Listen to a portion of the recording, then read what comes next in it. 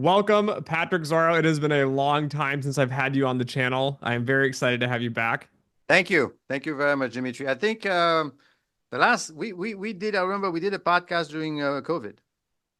I believe so. And I've been on Yeah. your channel at least twice, I think two times, maybe some Yep. presentations, but it's been some time. So I just Okay. wanted to kind of reach out and see like what is Lehigh's program doing? And then we'll probably get into the rankings here as rankings have been coming out from everybody. Oddly enough, my rankings will not come out until, I don't know, sometime in 2025. Always behind the ball. Well, that's the reason why is you bring the boy because yeah, it actually takes time to actually do an actual ranking.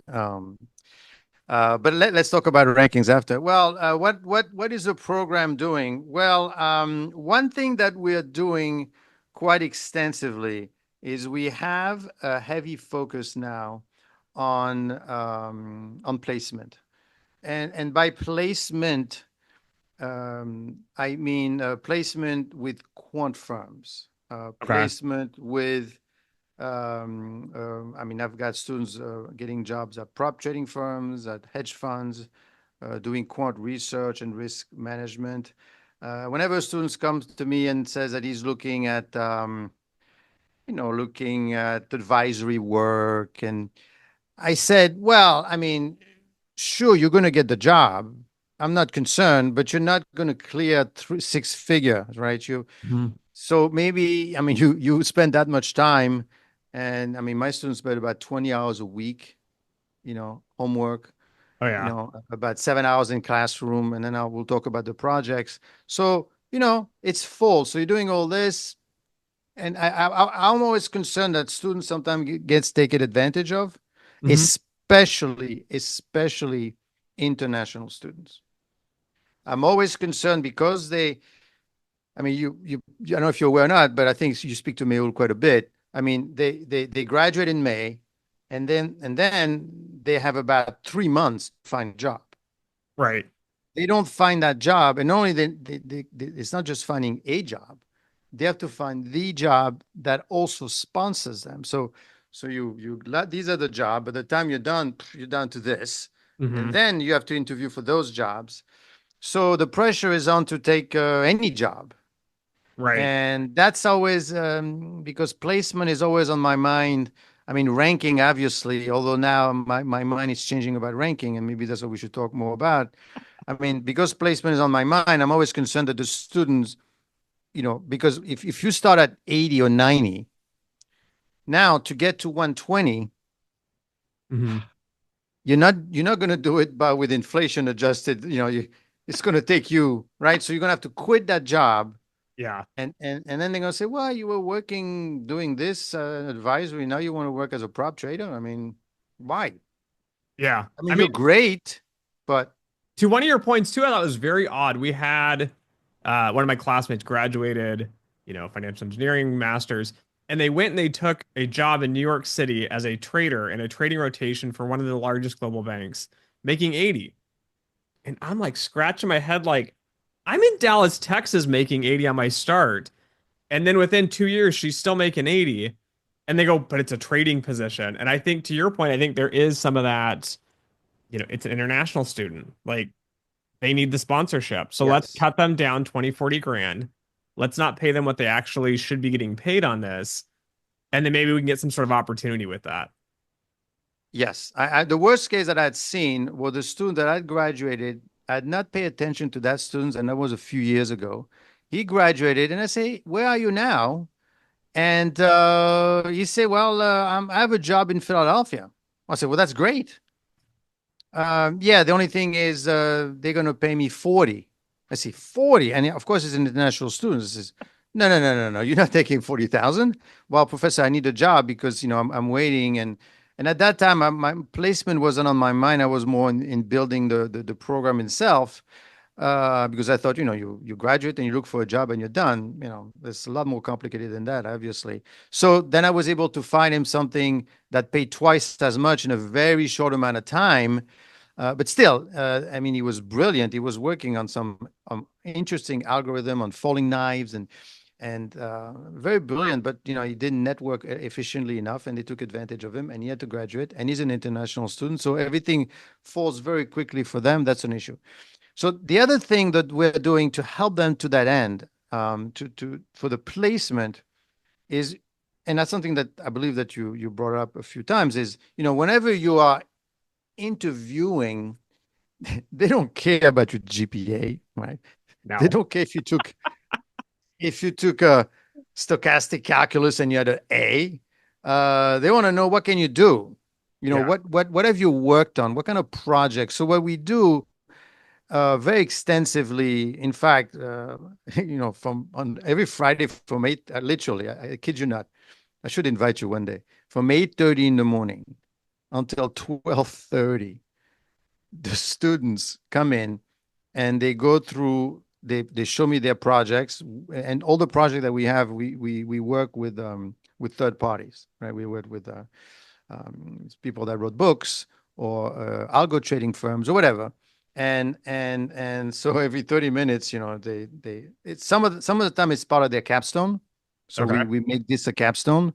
But more often than not, because their project lasts all year, never stop, because the sponsor says, listen, I had this firm out of Dubai that's doing algo trading. So they wanted to explore some techniques. I don't know, they can't wait until the summer, or the semester starts, and then they end on December 7th, right? It goes on. Yeah.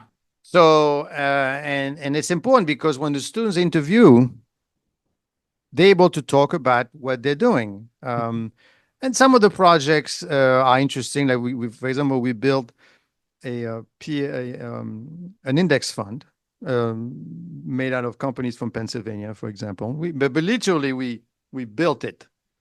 And we had Alex Maturidi, who was the former CEO of one of the large indices that helped us, worked on that. Okay. And so the students got to learn how to literally create an index from scratch, which is basically what S&P charges you if you want to build an index. So, I mean, sometimes it's a hit and miss in terms of, is this really a quantitative project, right? Are you, and that's something that you reflected on when you look at some of my classes and corps and projects. Is it really quantity? Some of them are.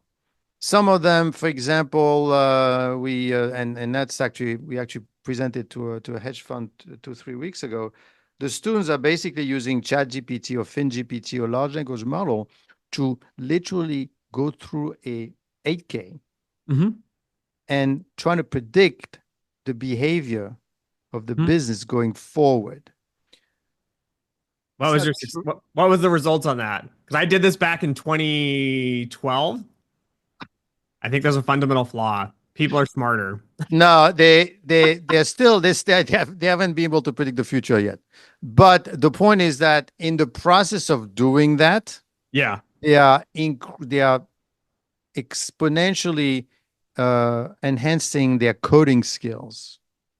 It is a good learning experience. I Yes. tell students that too. I say if you do a project and you spend 3 to 6 months, even 12 months on a project, and it's an absolute failure, still list the project, because there's all these learning pieces through that.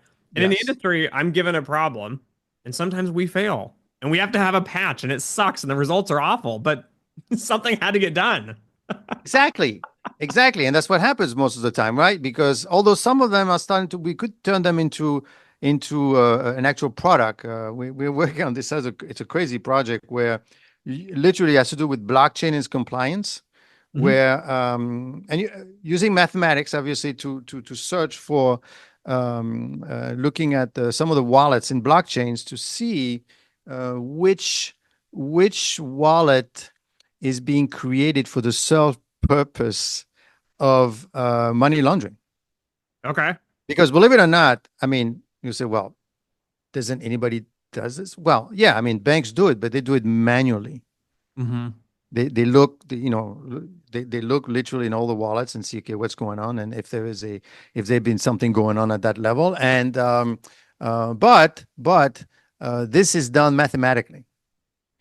And what's amazing is a student that's working on this hasn't joined my program yet. And by the way, By the way, I have to say, none of the 90% of the projects on which they're working on, 80%, really has no direct link to the course that they're taking. It's not like they can taking a course and say, let's make a project.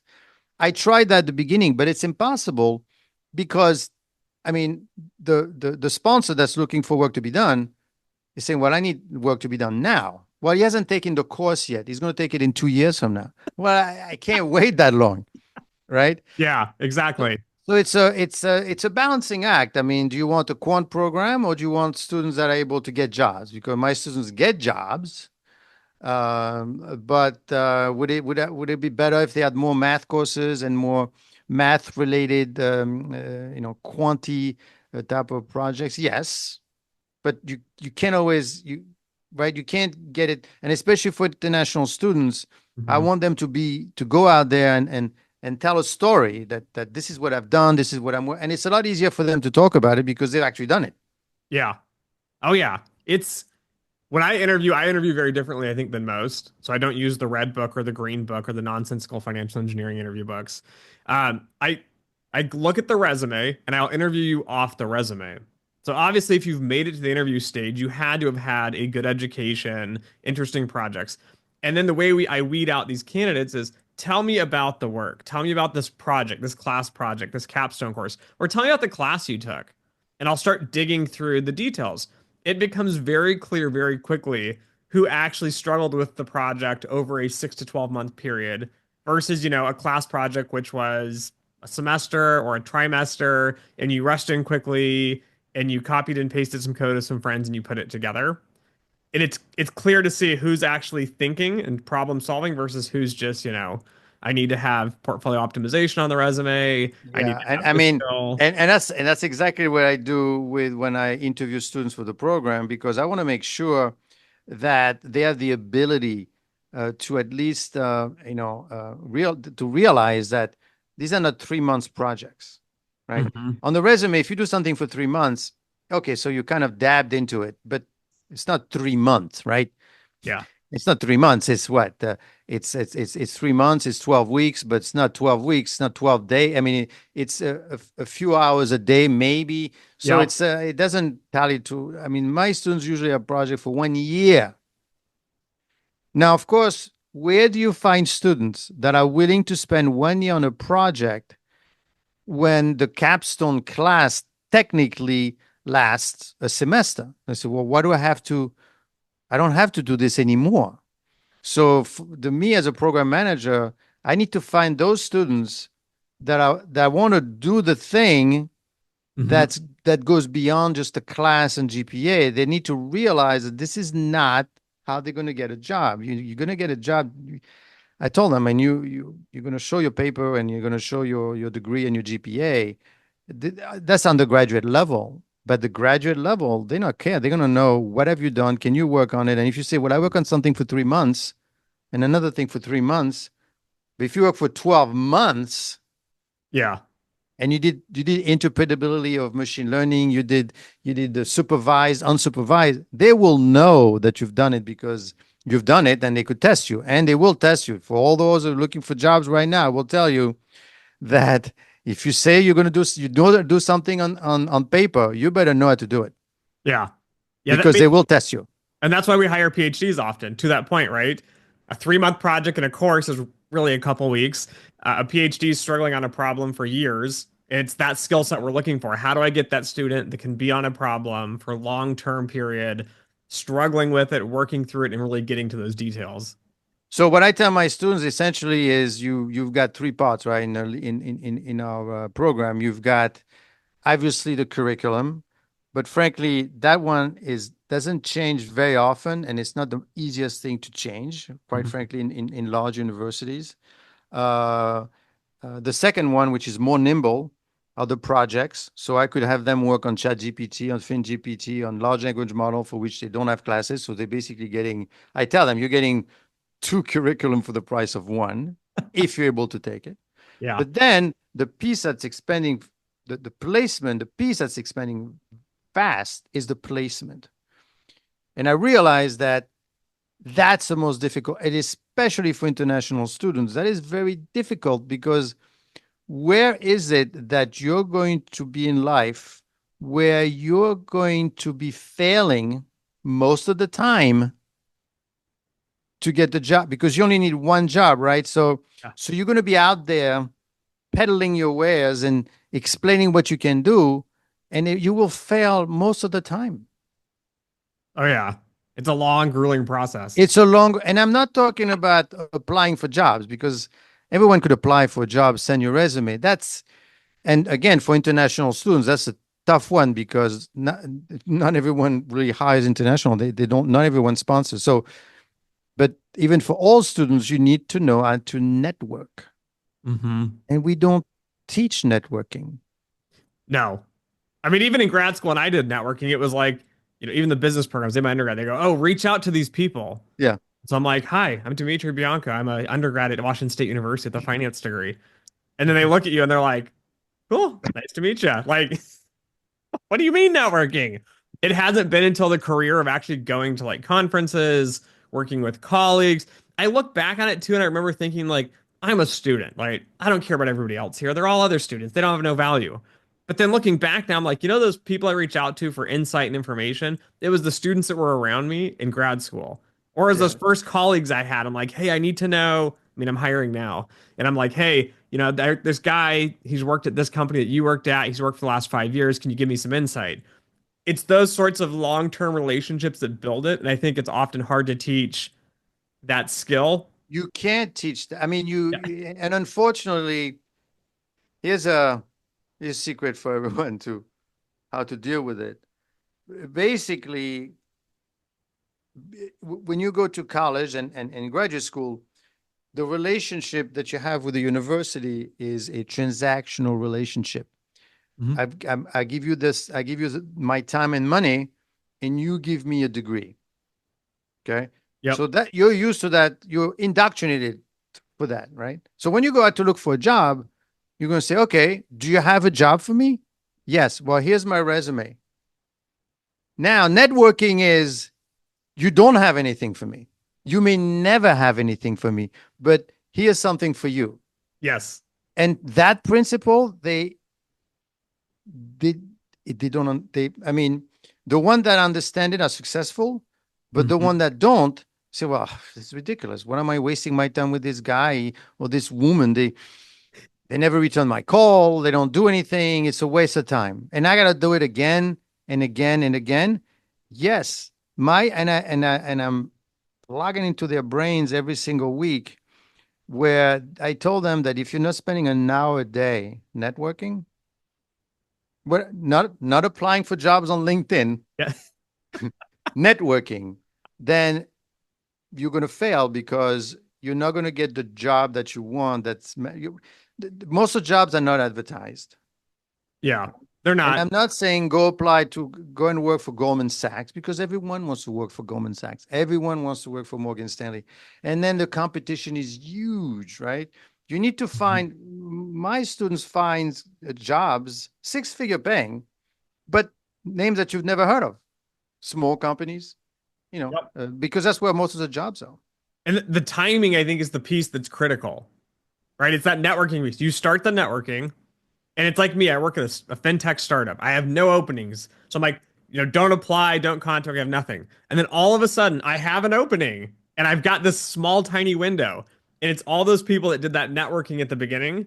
Now I'm like, these people are going to be perfect fits. Like, let me reach out to so and so. It's not going to be the student that's like, oh, you have something for me. Let me give Yes. you the resume. You give me the That, you know job. what? That's perfect. I hope that they listen to you at this precise moment because that's exactly what I tell them. You need to be out there. So when that job becomes available, oh, yeah, I remember she reached out to me and she was interested because she was genuinely interested. And that's the other thing that they need to be aware of. You need to do something for someone else, meaning that you need to talk to them, say, listen, I don't know, let's say we talk about indices, for example, and there's a small firm that likes to see, I've been working on indices for the past year and I've been creating it. And these are the issues that we found. And so that, believe it or not, I have a student that's actually connected with a small firm because of that, because they want to know, oh, okay, so you work on this thing. That's unusual. There's no class on index building, even though most of the investments are done through indices. We're still showing stocks and bonds. So indices. So they remember the student. They say, hey, I have an opening soon.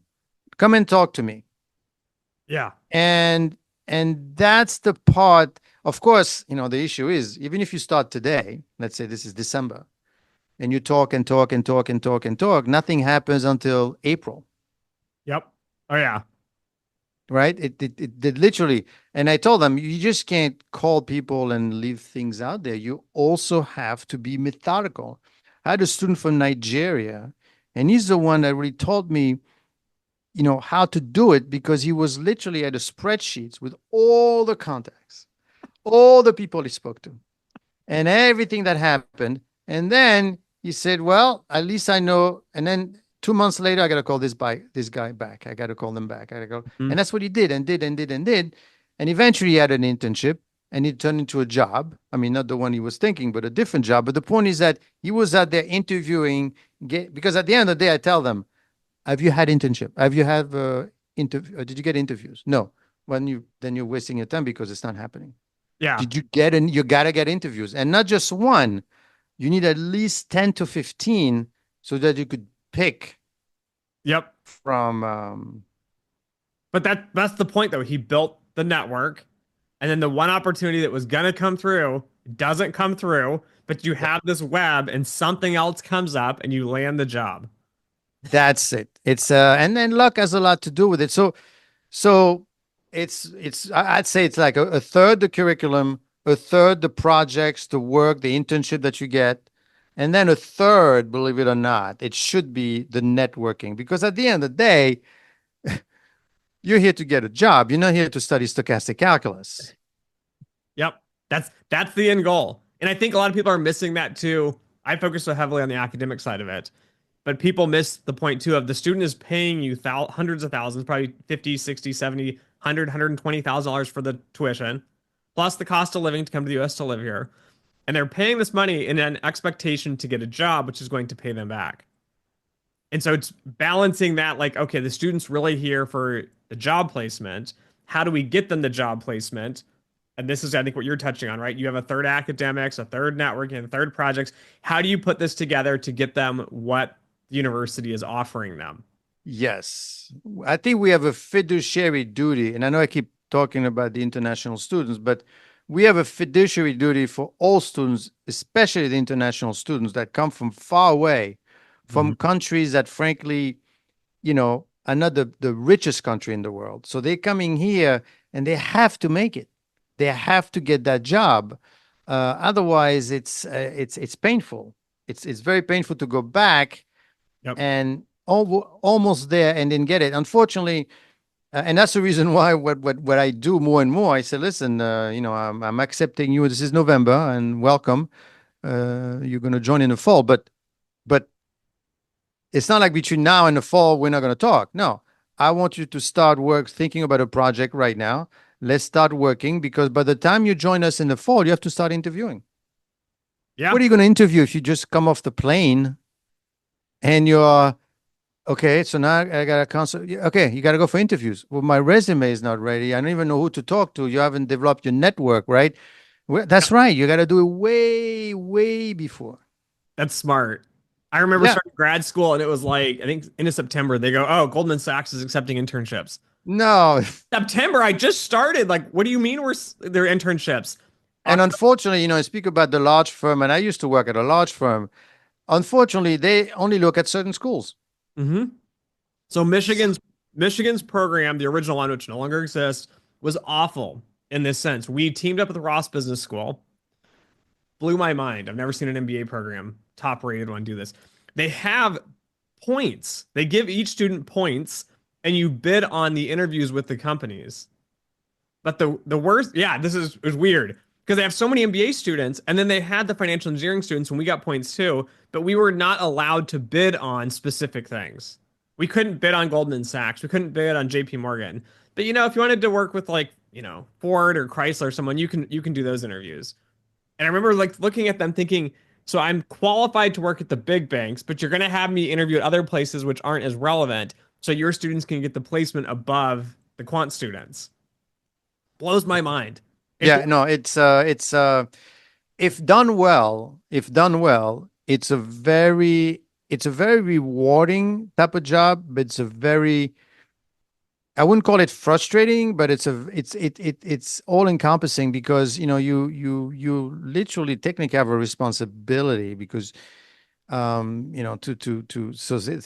they've got to get through the curriculum and they got to find the right job because a Hmm. lot of the students that I've seen originally when I took over were getting jobs, but they were getting investment banking jobs, quote unquote, right? Research jobs. I said, well, I mean, and they realized, wow, you're really smart.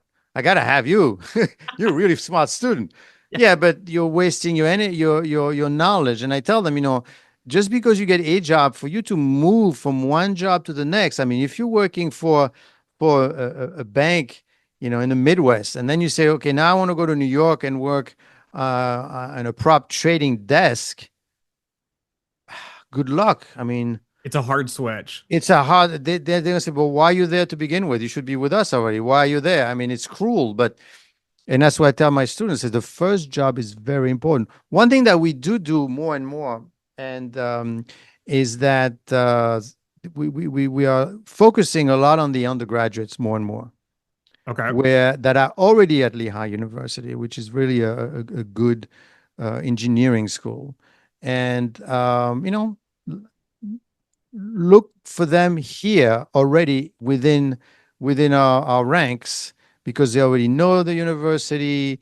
They know, they have interviews already, so it tends to be a better hunting ground. The only thing is they have no experience, so that's always Yeah. so what I do more and more, I have them, start working with us alongside other MFE students before they join the program, well ahead, to start to ingrain in their little heads that you're going to need to network, right? This is not about the GPA. This is about, I mean, it's a GPA up until you graduate, but after that, it's about your ability to comprehend complex topics. And I will tell you, I have had some incredible students coming from the undergraduate ranks. And that's, I think, because more and more the information is available. If Yeah. you're really smart Yeah. and you want to learn how to do coding, you don't need to go university. You could go on, heck, I think MIT's got their classes online for free. Yeah. Oh yeah. There's a lot of information available now that has never been available in the past. And with Chat GPT, you could literally don't have to code that much anymore. So you could, I mean, there's a lot you could do on your own if you're really smart. And I've seen some of those students joining me after they're like 2 year into college, and they know how to code, and they could do algo trading, and they know blockchain, and they build their own trading. So these students are going to want something else besides more courses. They're going to know who, and this is the advantage. Who are you showing me to? Well, these are the people that I have. I have this student that graduated is now at a hedge fund. One is at a prop trading firm, right? I could give you access to these people Hmm. that you can't get on your own. That you can't go to World Quant University or whatever. Yeah, I get the contacts. You get a contact, your contact. So you're going to get that. Who's going to talk to you? That's what you need. You're not out there just to get a degree because, frankly, the degree on its own, the information is out there. Yeah. Yes. So that's what's happening with Lehigh. I So do mean, you want with to? at least with the MFE. Yeah. So let's pivot on that with the rankings of this because this ties right into it. Right. I mean, one thing as we're talking, I'm thinking in my head, right, we're talking about internationals. One of the pivots I've seen recently with programs, and I would not, I guess, willingly want to believe, but I do believe there's been a pivot to, hey, let's get a bunch of American students. And I don't think that is out of the good hearts of like, oh, it's pro America. I think it's more of like, how is job placement easier? And I think if you can get American students who don't need the visa, who don't need the sponsorship, we can put them into these places. And then that's going to make your numbers go up, which make your rankings go up, which means more people apply. I mean, how are you guys falling into that American shift? I mean, I would love to see more Americans. I mean, I'm American obviously into this field. We're just not prepared. And the kids that are prepared as young individuals, they're engineers. And you know what they study for undergrad? 4 years of engineering because they want to be an engineer.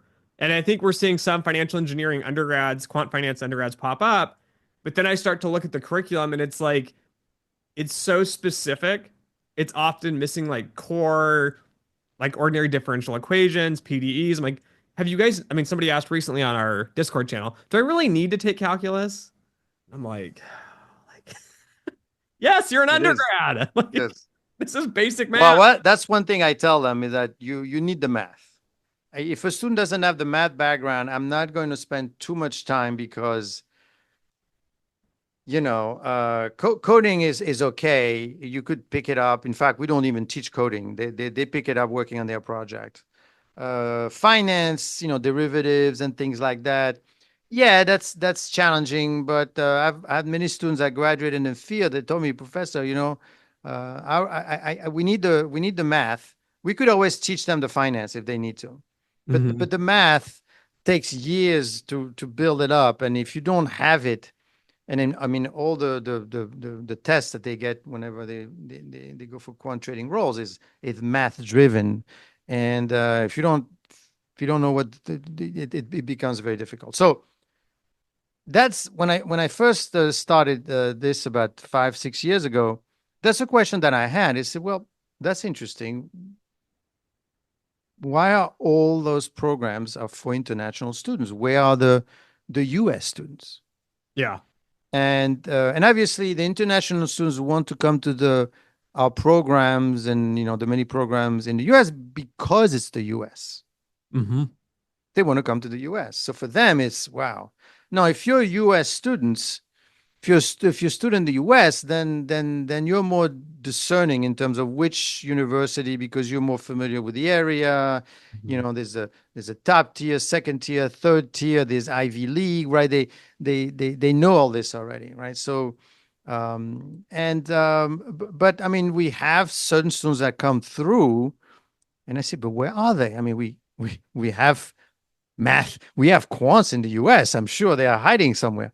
Well, believe it or not, they were there all along. It's just that they don't realize that they are quants. And I have a lot of students in the engineering side. Once they get to see what the kind of work or project they could do on the quant side, they say, Hmm. well, this is more interesting than electrical engineering, and I have all the math. Can I switch over? For some of them, I mean, it's a natural fit, but frankly, they're not aware. I mean, MBA, everyone knows what an MBA is. Yeah. MFE, Yeah. What is that? what is that? Are you the math, Well, and students, unfortunately, have the attention span, especially at the undergraduate level, of a fly, literally, right? So you can't just say, "Hey, this is what I have for you." No, no, you have to go, which I do. You have to sit in front of them. Listen, let me tell you a story. This is what we do. This is what it's about. You see, look, you could work in the stock market. You could create trading algorithm. You could do risk. You could do block. You could do lots of things, but it's not an MBA. Now, for some reason, unfortunately, the MBA has captured the image. I mean, they made movies about MBAs. You know what I mean? So it's well, got a mystique, and of course, not everybody likes math. yep. Um, so then naturally we tend to shift with international students, and I will tell you, a lot of them come here not because of their math background, is because it's the US. So, and they make it fit somehow. Right. So Well, I mean, I think the problem though is the business schools and the finance programs have ruined finance. So, like when I talk to engineering students in the United States, they go, "Why would I want to be an engineer? Like, do finance? It's an awful field. It's boring. It's these MBAs. It's accounting. It's not rigorous. It's not yeah, interesting. It's not complex." And then to your point, I start explaining what we are doing in quantitative finance, and they go, "That's not finance." And I'm like, "You're right. It's really not finance because that's the MBA side. Those are the movies. yes, Those are, wheeling and dealing and going to dinners. It's all the extroverts. We're actually doing math on interesting problems and we're programming it out and we're doing interesting tasks.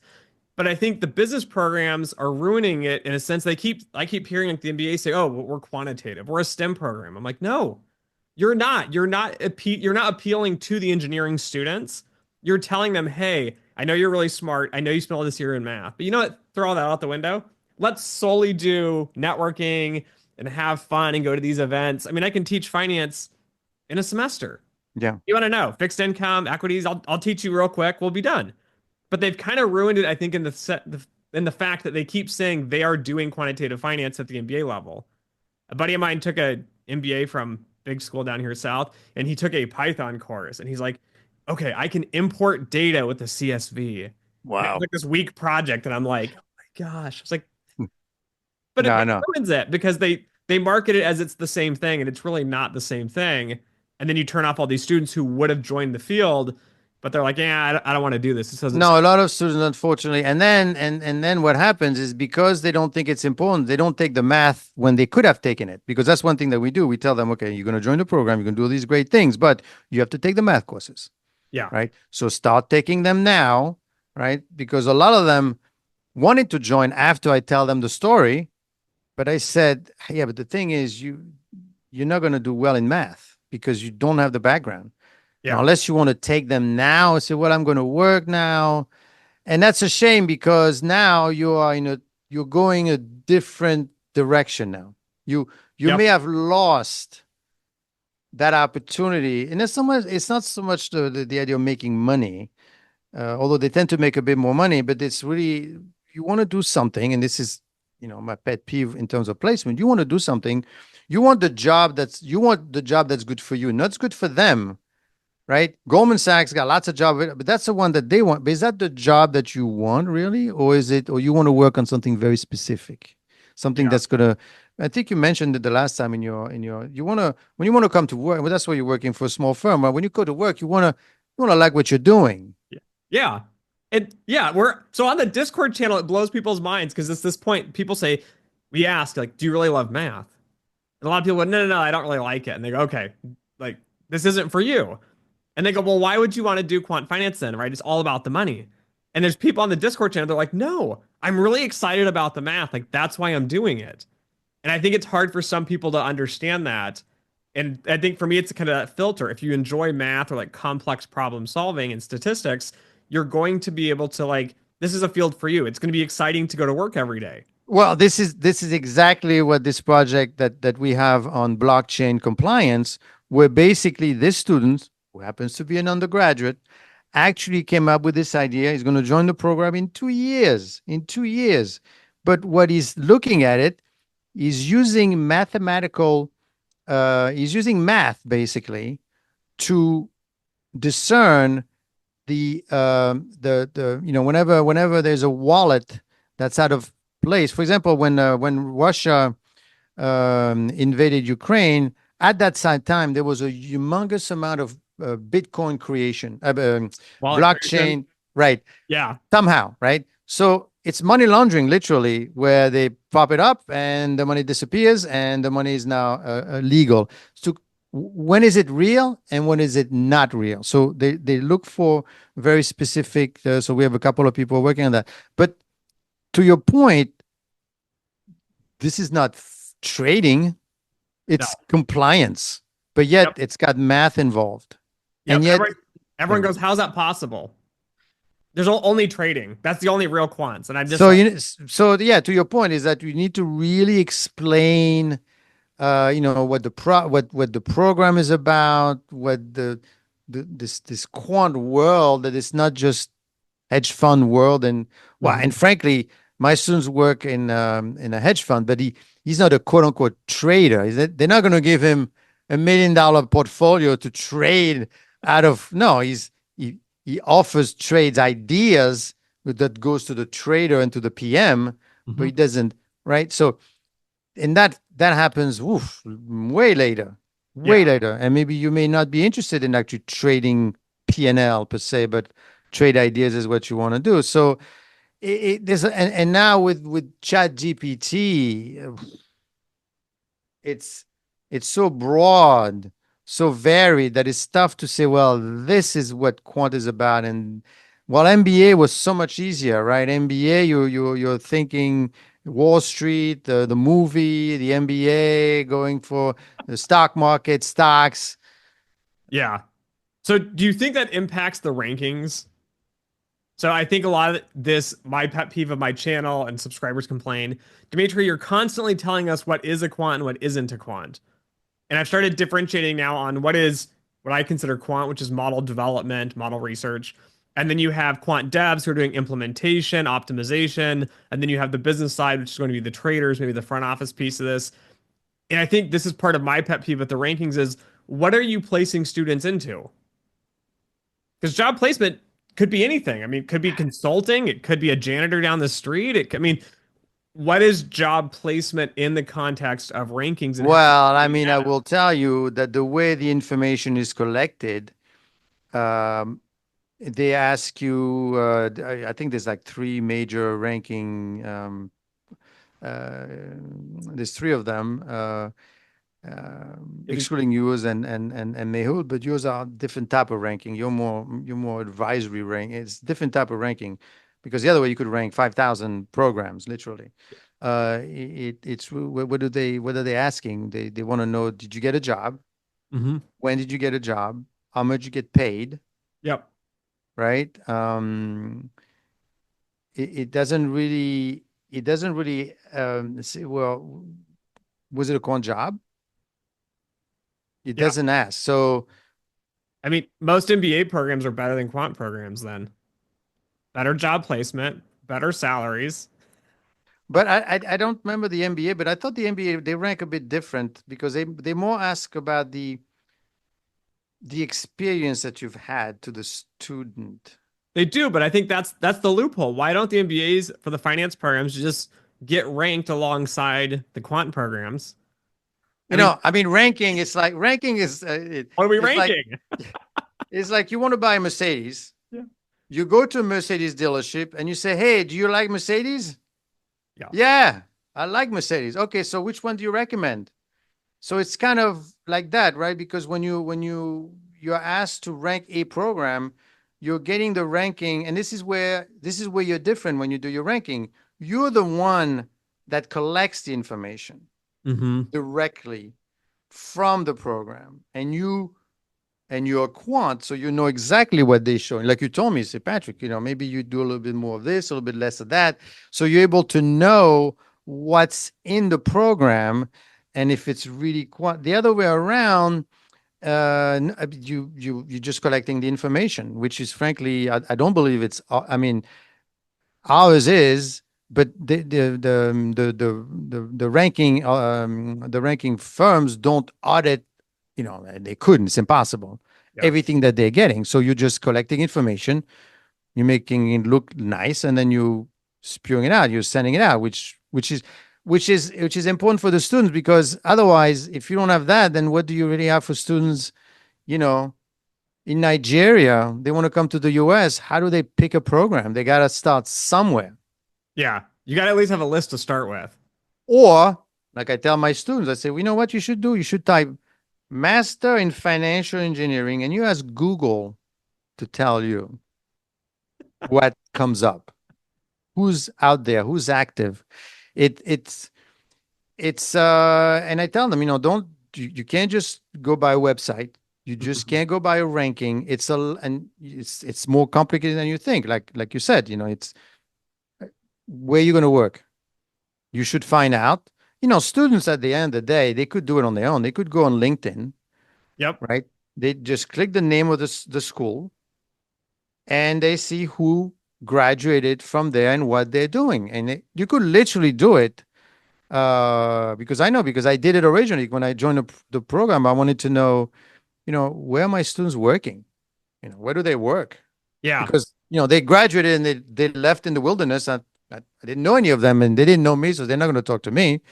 Although now they do, but before they didn't. So how'd you do it? But you just have to do the work. It's just that, okay, so I did the work on one school.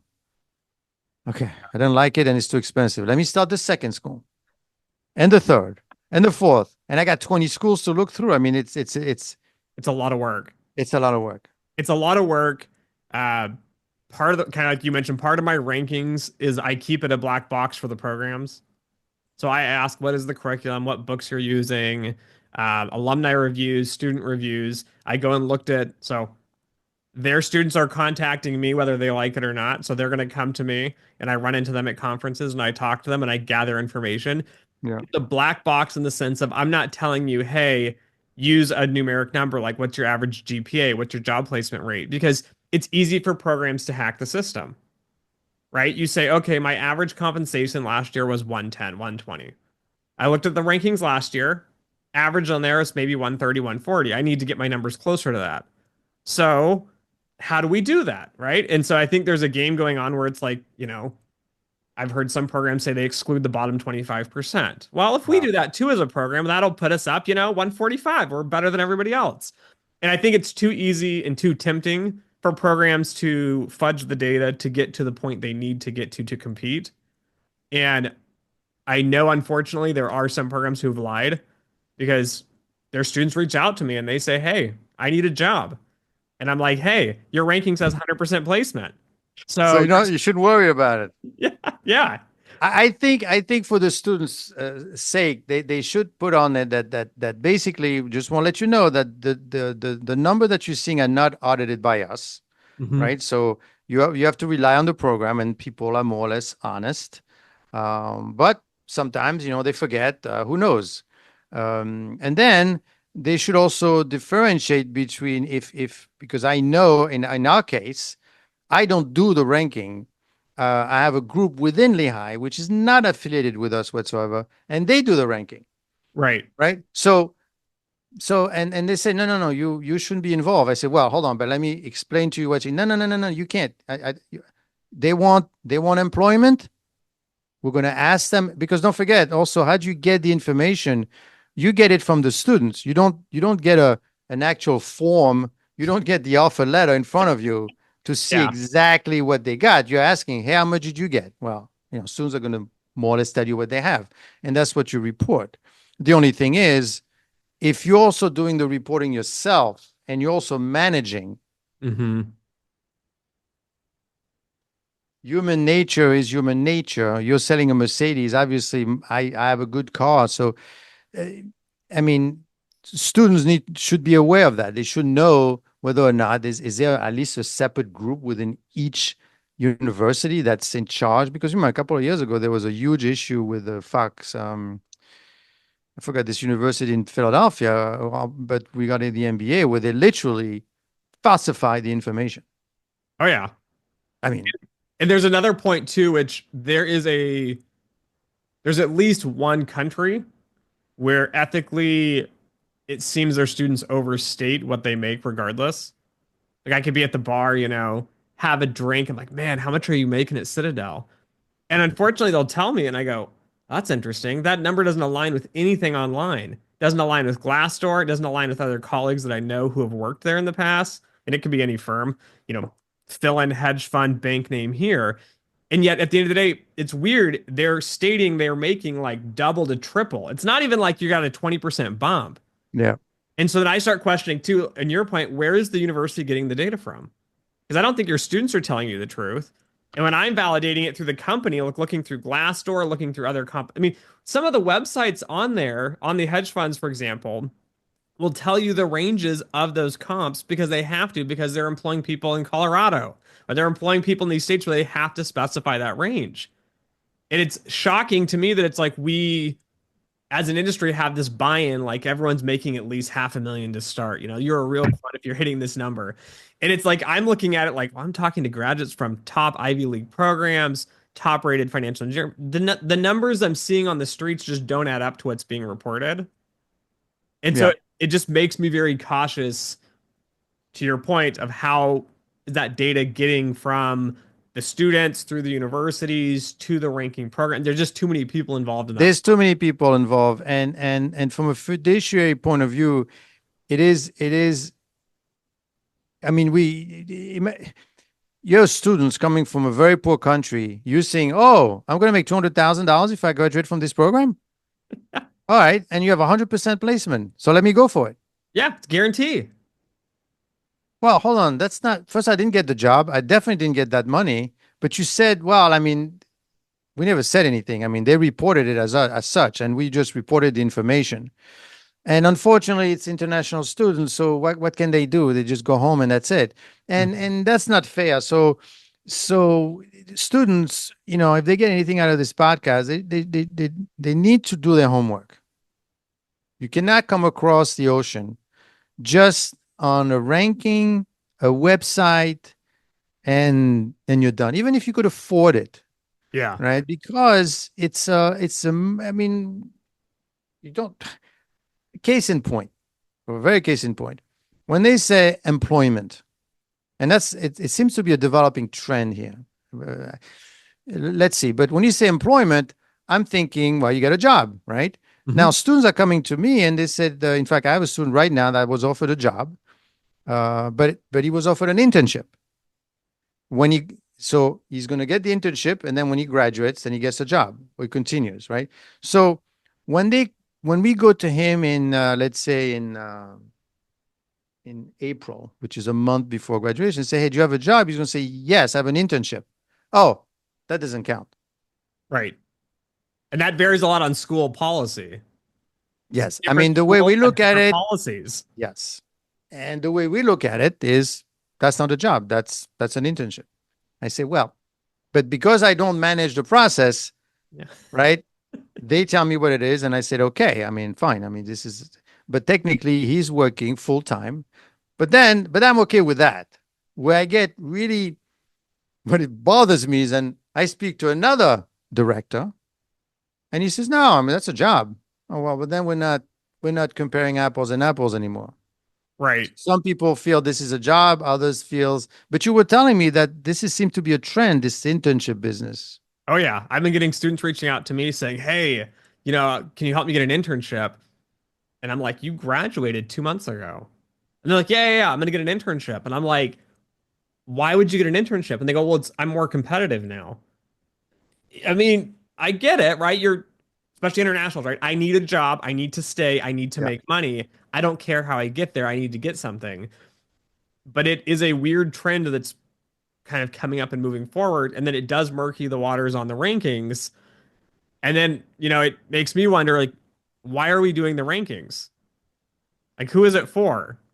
It seems like it's really a marketing thing for the programs. It doesn't seem like it's an assistant piece for the students on how to select the best students. Or for me, I mean, I'm a little greedy here, but I'm in the industry. I want to know which programs are going to be the best programs so I can go through the list quickly and say, hey, I want to hire from these top programs. I'll reach out to them. I'll ask for a resume book and I'll make a hire. What I've realized those over the years is doesn't mean anything. Doesn't mean if you went to a top five, top 10, the quality of student varies wildly. Of course. The experience, the education is varying wildly. And it's kind of the drive of me doing my rankings of like, let's find consistency. So at least when, I say this is a top program, when a company goes to hire, they should be getting the same thing. And Yes, you should be like the Edmonds yeah, of the car, because I bought many cars in my life, and it was always like, what's the best car, right? And you can't go to the dealership because they'll tell you, no, we have the best car. yeah, So you go to Edmonds, and what they do, well, they try a Mercedes, and they'll try a Toyota, and they'll try this, and they try a bunch of cars, and they'll compare them themselves. And they will tell you that at the end of the day, you're paying more for a Mercedes because it's the name. But frankly, a Cadillac has just as much features, if not more, hmm, and it's luxury, and you get to so. But how you know that, right? You need someone like Edmonds to come out, but the job is huge. yeah, it is enormous. I have not sent out my questionnaires again. What students don't realize is I actually buy textbooks I don't have. So I go to the programs, I ask about the curriculum, I get the information. I look through all the textbooks I have, which I could imagine. yeah, I'm starting to build out. Let's see on this Oh side, my God. Yeah. Okay. all these textbooks. And so I'm starting to go through all these textbooks to say, like, what is the level of rigor from an industry practitioner stance of what is useful? Because you could be teaching all kinds of stuff. I don't know. You could be teaching an undergraduate level course and say it's a graduate level course. And so to your point, it's a lot of work because I buy new textbooks every year. I review them. I look at the curriculum. I look at the teachers.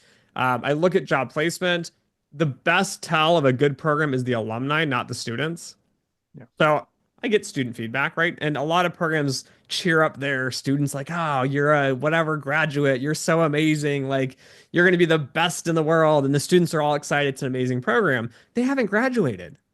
They don't know what the job placement's going to look like. They might be unemployed in 3 months and be, griping and complaining on how awful the program is. But, 3 months ago, it was the best program they've ever been in.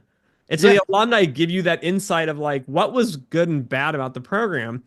And to my surprise, alumni don't care. They're like, the program was amazing on this. This was an awesome piece of this. The biggest complaint often is career placement. Career placement was awful. There was no one there to help us. There was nothing available. And so by There doing, is no, yeah, I mean, career placement is it's we had this guy who wrote a book on placement, and we had him over and had a discussion with him, and he said, this is not, this is a very, it's very psychologically intensive kind of work. Mhm. And like I said, you could be interviewing and you could be doing lots of things and nothing happens, and nothing will ever happen. And he said, "What I wasted my time talking," but yet the skills that they have to develop to present, like most students, 80% don't students don't know how to present. They Yeah. they literally present. And I said to them, "Do you actually think that the person that you're presenting that information to, and you spend 6 months on this very complex thing, that they're going to understand what you worked on over this 10-minute presentation?" Because we had a conference not too long ago, and students were presenting. I said, "But this is great, but the best presentation were the one that told the story, how exciting it's to work on it. But if you're Mhm. trying to explain the algorithm, uh, Yeah. people are Yeah. going to look at you and say, 'Oh my, this is so boring.'" And Yes. then another one, and another one. By the time it's 12 o'clock, people want to sleep because it's a very boring. So students need to learn how to tell a story, tell how exciting it was. But then when you do this, you're not yourself anymore, right? You are this other, you're putting on an act. Right. And who's comfortable doing that? You rather be yourself, your own boring self, talking about this is, this is what we worked on, and this is what happened, and then this is what happened. And I said, but this is very boring. Is this how you're networking? Because is this how you're networking? Which is basically, hi, my name, like you say, my name is Dimitri Bianco. I graduated from the program. Uh, you're hiring? Yeah. Yeah. Yes. And Don't that's say that. Don't say you're hiring. Okay. So what shall I say? Tell them about what they want. I don't know who they are. Well, that's a problem. You should know who they are so you could see how what you've done could help them. or But ask them. I'll ask them. No one ever asks me. They always assume like everyone goes, okay, you work for a company called Agora Data. I go, great. And they start asking me data questions. And I'm like, okay, the company is misnamed. I build models. We sell technology and capital to auto dealers. And they go, where's the data part? And I go, well, we use data to make decisions. And they're like, oh, I was looking for a data engineering job. And I'm like, ask what, if you don't know, ask the question. I think that's a good part of the networking piece. But again, how do I learn how to network? Is there a class on networking? No, there isn't. No. You're going to learn as you go along. And unfortunately, it's a very expensive way of learning, because each time you go for that interview or that network and you screw it up, basically, you lost it. Yeah. So now that opportunity is gone. So you have to start all over. So that's why we have a professional development class where I say, okay, before you open your mouth and before you go anywhere, remember it's about them. And remember, these are the things that you need to say so that when you start talking, you're having a conversation with these people. You're not just yesing them, listening to them, and then saying, all right, let me know when you have something. And I said, what are you looking for? Do you know which job you're looking for? No. Well, if you don't even know the job that you expect this person to give you any opportunity within the organization, and they're going to say, hey, I have a job for you. Are you like about this one, about that one? And I said to them, he's not your professor, or Yeah. she's not your professor, and you're just wasting your time by talking. And they say, well, why did I spend 30 minutes of my valuable time if you have nothing to bring to the table. But then they say, but what can I bring to the table? You're working on stuff. You're working on projects. You have ideas, well, you have concept. Maybe I don't know. And that's difficult, but where's the book that tells me? There is no book. Yeah, there's no simple answer. There's no simple answer. And I think that's what's separating those some of, in my opinion, what would be the better ranked programs. I was disappointed to see NYU dropped so far in QuantNet's rankings this year for a whole other slew of reasons as well. But Yeah, the programs that can bring in the practitioners, that can create the environment with the practitioner, you as a program, right, you can control the environment a little bit. You can make sure the correct. students dress up for it. You can make sure there is, hors d'oeuvres or appetizers or something to help the process get along. You can bring up, I mean, I've seen you guys bring in alumni, and it's a perfect opportunity because, to your point, it's not a high stakes game anymore, No, right? It's an alumni from the program. They're there to talk about their work. The students are slowly figuring this out. And I look at a lot of the top programs, that's the strength. They're bringing in the industry practitioners who have the networks, who have the groups. The students are practicing this during the process. By the time they graduate and they're looking for a job, they understand the stuff that's presented online, the stuff that's presented in the, how to communicate business books. It's all nonsense. And I understand, like, Dimitri Bianco looks at the industry like this, and not everyone's going to look at it that way, but most of us are that direction on, we're I don't know, we complain about colleagues, we complain about this, we talk about family. You start to realize the conversation points. I will tell you that eventually, right, because we could do so much now with ChatGPT and now with the advent of quantum computing, right? You could literally teach yourself everything there is to be taught on your own. And when I was in New York, we had this directors meeting, and I forget her name. She was it's a French lady. She's in charge of. She was to be in charge of Berkeley. Okay. I liked her a lot. She was really, really into when I met with her, I think 3 or 4 years ago. But she basically says what she does is networking, I know who you're talking about. Yeah. right? Yep. And I realized that, yeah, because at the end of the day, if you're going to join my program, you're going to join. Why? Because I'm able to place you and in a networking environment, Mm-hmm. and that you cannot get on YouTube. That you cannot get through Chat GPT. You cannot chat. You don't say, well, who should I be talking to that graduated from the university is going to speak to me? No, they don't know you. If I don't introduce a student to this alum, the alum is not going to speak to the student because you say, well, am I wasting my time? He said, no, because he's smart. He's work on this. This is a math background. So there's a match, right? That type of stuff, you cannot, artificial intelligence is never going to help you. So Right. if you're able to move to that level of I mean, we have students every week coming on, not on campus, but through Zoom. They come in and say, okay, I got my job. This is what I'm doing now. This is what's really happening. These are the courses you need to take. And then call me whenever you want. You can't get that. This person is not going to spend an hour on a Friday for anyone except me. Yes. So I'm the only one with access to this person. So that's what you're going to be paying for. And that's the event. And that, unfortunately, is not ranked, But see, right? you're hitting on the point, though, I think, which most of the rankings are missing. And most of these programs have no idea what's going on, and that's trust. Like, they hate, a lot of the programs will not work with me. They've been invited to come, bunch of programs in Europe, Southeast Asia, even a lot in the US. They go, oh, we don't trust you. It's like, great. But this is the networking piece, right? It's the alumni trusts you to make the connection that you have pre-validated the student. Correct. This is exactly how the program's rankings work. Students come to me and they say, I've applied to all these programs. I got accepted to these three. Dimitri, which one should I go to?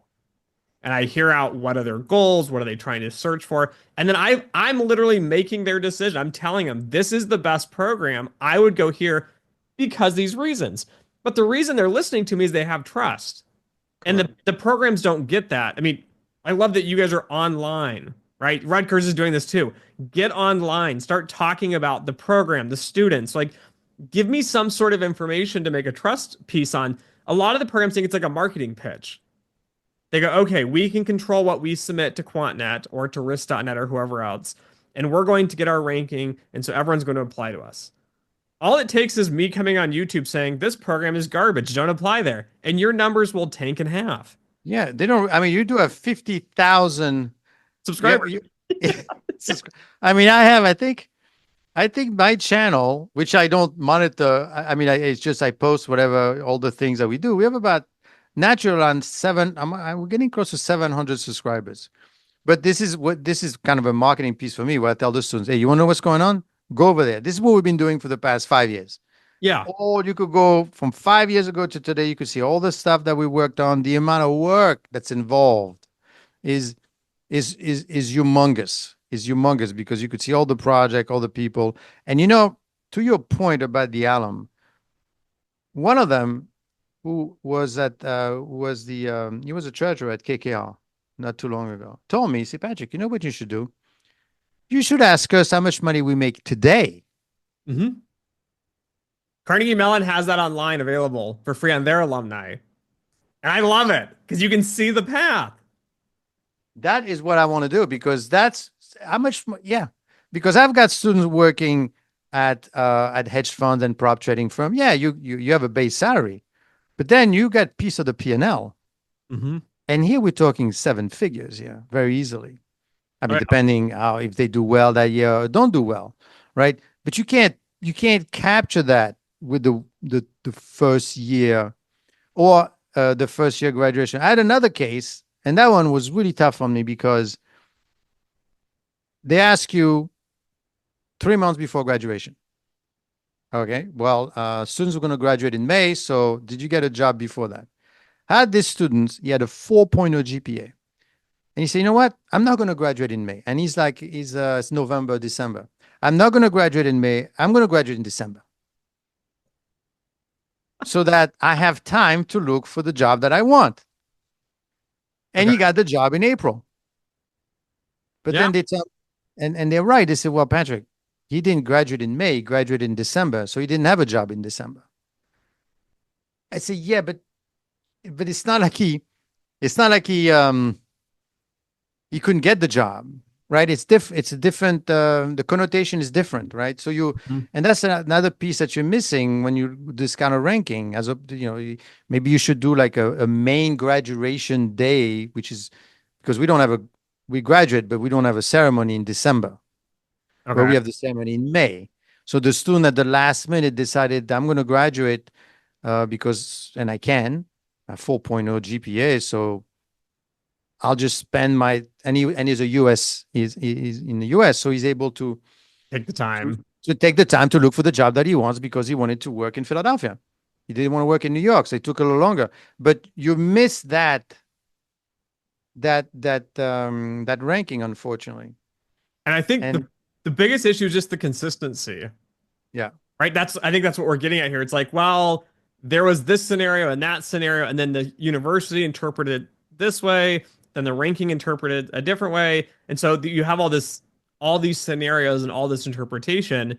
And I think if there was more transparency on how it was done, or even if they set, I don't know how QuantNet does it because I've never, not a university, but I wish they would provide guidance on like when you ask for this number, what exactly does this number mean? I know when I've sent mine out, universities, they've yeah, messaged me back and said, okay, you want to know what is the, I don't know, let's say salary number. They say like within the first year, should it include the bonus? They're asking a bunch of questions, which has helped me because now I can standardize and I can specify in the question, meaning this, and this.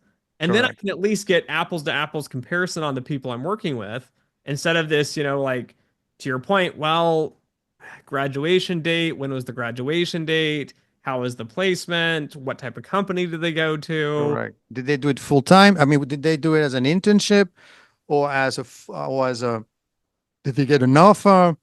All that gets lost, and obviously, if your program is small as Mhm. opposed to large, you lose a student or two. It makes a big difference. Yep, I think this is one of the secrets of the bigger programs now is that they have realized you can make more money, you can grow faster. It is harder to place that many students, but as a percentage, it starts to wash out, I think of it. And then, yeah, especially if you're asking the reputation of the program, and that's something that you mentioned in your last podcast, or Mayul's podcast Yep. actually, where Peer the review. rank, yeah, the peer review. Well, then I will never. You're not part of the in group. How could you get up there? I mean, I don't know. I mean, what does that mean exactly? Peer review by the other peers? It's the networking of the directors with other It's a network. networking of the directors. I mean, yeah, I guess it's good for the student. At the end of the day, the students need to realize at least that they need to do their homework.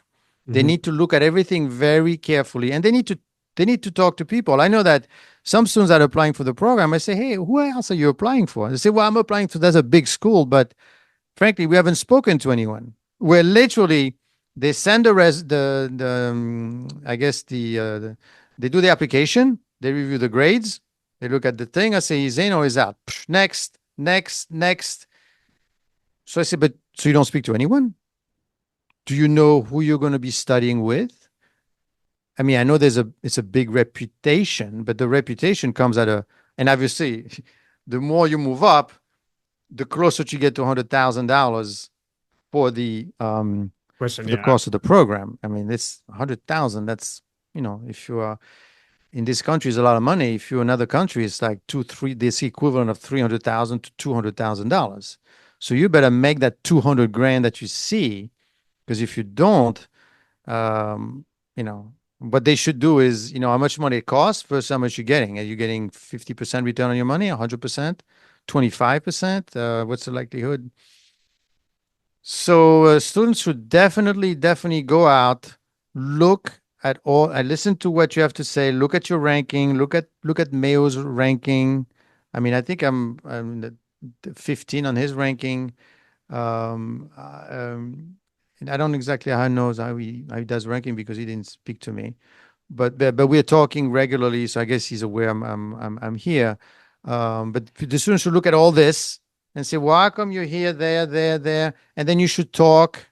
But it's going to take time. There is no easy way out. You can't just say, "Hey, I want the top 10." Yeah. It I think too it's the point of so when I do my rankings, I make a video on each program. The reason for that is I try to figure out what is the program's goal, like who are they trying to place? Because I think a lot of students I've heard been given the feedback, the students should be able to weight the different portions to make their own ranking. And I go, that's fine, but one, that's a lot of work, and two, they have no idea what they want to do. I go, do you want to be a quant or a quant dev? And then people go, what's the difference? I go, do you want to work Yep, in trading? And they go, yeah, I think it's trading. And I'm like, okay, well, can you tell me what a trader does? They have no idea. exactly. I've seen Wolf on Wall Street. I mean, that's what I want to do. And so I think I wish that's why I make the videos is trying to explain to students, this program is going to place you in this sort of role, and these are the companies they're placing you at, hoping that students will do that research, which you're talking about, which is go look at the alumni on LinkedIn, go reach out to them, ask them about their job, what skills they use. You might find the job that was your dream job fit after you talk to five alumni, you go, this is not the job for me. And to your point, if that was the top five programs, which are all working in one specific role, now all of a sudden those top five are not top fives for you. You're like, I Yeah. want, 10 to 15 because these ones are placing in different industries, different jobs. Yeah, I think what I'm going to do is I'm going to actually list on the website, where the students are working, so that you could see, you know, do you see yourself in these positions, one way or the other? Because otherwise, if it's just a matter of the money, um, frankly, to be brutally honest, you don't know exactly how much people make. But you could tell where they work Yeah. because you go on LinkedIn, unless even that is not real. But you could go to LinkedIn, you say, well, this is where this person works, I and this is what they're doing, and at least you have a better feel for the type of job. Because you're right, students often ask me, I say, what do you want to do? Because well, I want to do. I want to. Most of the time, it's well, I'm interested in financial. I say financial what? Especially coming from a different. Imagine coming from a different country. Mhm. Quant research versus quant trading versus algorithmic trading. Or what's the difference between? They don't know. No. They don't know, and they don't realize the math that's involved for one and for the other. So we ought to give them some sort of, at least we should be honest, right? When we talk to them, say, okay, this is what this is about, and this is what this is not. Hmm. Especially when it comes to ranking. I mean, I don't know which there's this ranking in also with this there's like 50, 60, 70 names in there. Even for the NBA, they rank the NBA, they rank everything. I mean, sometimes I'm curious to see where we rank in the NBA section, and there's like 150 MBAs. How you rate 150 different programs? It's impossible. And they change constantly, which I don't think students realize. So like I build a relationship with the career placement advisor at this program, and then like a year later, somebody else emails me and they go, "Hey, I'm the new career placement advisor from." Ugh. I'm like, I mean, the directors are changing, the career placement advisors are changing. So it's like I don't know if the curriculum's changing, right, as a student, because you don't know. You're not Yeah. getting the website for the last 10 years, so you don't know where that's going. No, no, no. I mean, one And recommendation I would have for you guys is Michigan started doing it, and then I think they fell off the wagon. But it was having like an alumni student profile. Doesn't need to be all the students, right? But when someone graduates, have them on there and say, Dimitri Bianco, graduate of University of Michigan, and have an update where they are at. For me, I think it's a huge marketing point to your point because I can go and say, oh, there's a link to his LinkedIn. yeah, He graduated in this year. He works in this area. That sounds very interesting. Let me reach out to these alumni and get some correct. information on the program. Yeah. And it just makes it, I think, much better than it's all marketing. But at least, the students are getting some actual experience, some actual discussions instead of, the marketing website of, this is the program, this is the job placement. It's like, No, that's what I'm going to do. I didn't do it at the beginning. I tried to do it at the beginning when I joined. Unfortunately, because they were all international students, mhm, they went home and I didn't have any information. I mean, especially when it comes to Chinese students, they don't use LinkedIn. yeah, So I lost them. I said, well, it looks like I only have 10 people graduating. Doesn't feel right, right? 10 jobs. So I need to show more and more people. So, but now I could show, look, we got hedge funds, we got prop traders, we've got the data scientists, we got lots of different things that makes use of math and data science and engineering. That's actually what's happening. I don't know what you're going to do, but they got jobs and that's where they are and they graduated from the program. That I think is easily done by the students. yeah. I would love to track the internationals that go home because a new trend recently in the last probably 5 years is a lot of Chinese now are coming to the US, getting the big name university, and then going home and working. And I had a few friends who are like, oh, I'm working for Goldman Sachs or JP Morgan or Citibank or HSBC in Hong Kong. And I'm like, this would be a great marketing pitch. Like, tell me where Yeah, I'm going. but you may or may not realize is when I was able to reach out to those students, the money that they make over there is half. Yep. Which is why salaries don't make sense. So, so, so I don't know how other programs do it, quite frankly, but it's half. Yeah. Um, But I think it's a good path for those wanting to do that process. correct.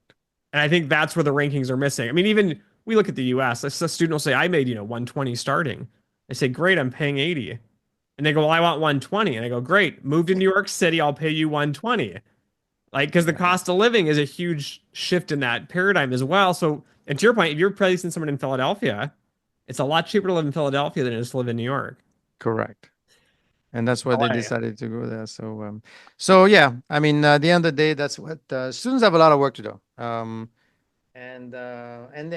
most importantly, they need to start early Hmm. because there's a lot of work involved. Because don't forget, a lot of these students get accepted and then they still need to get a visa. And sometimes they don't get the visa. Yep. I had a couple of cases like that where students, she joined, she was great, brilliant. I said, what is happening? I can't get the visa. I don't know why. And the US, technically, once you're there, they don't have to tell you why not. They say, you're not getting it. That's it.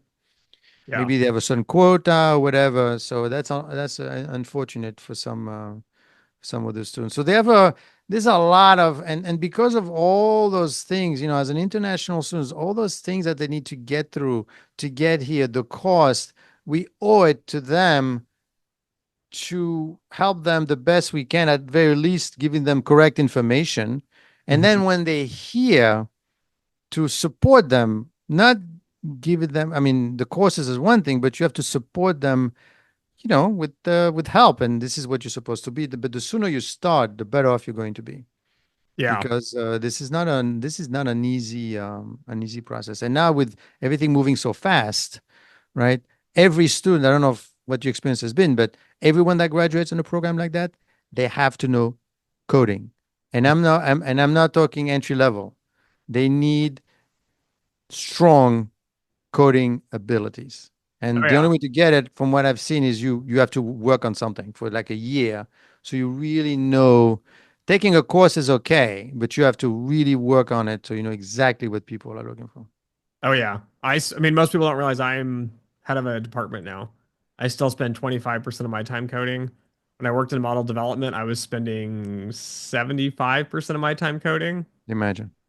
So, anyways, Patrick, it was great having you on. It was great catching up. I appreciate you coming on. Sure.